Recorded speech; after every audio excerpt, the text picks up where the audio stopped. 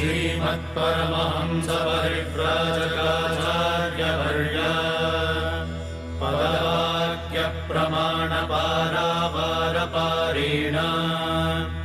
यमनियमासनप्राणायामप्रत्याहारधारणाध्यानसमाध्यष्टाङ्गयोगानुष्ठाननिष्ठा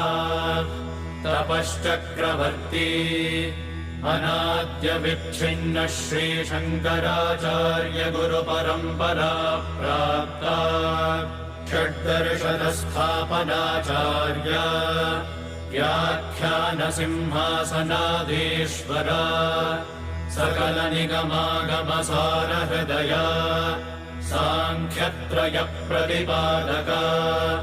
वैदिकमार्गप्रवर्तका सर्वतन्त्रस्वतन्त्रा आदिराजधानी विद्यानगरमहाराजधानी कर्णाटकसिंहासनप्रतिष्ठापनाचार्य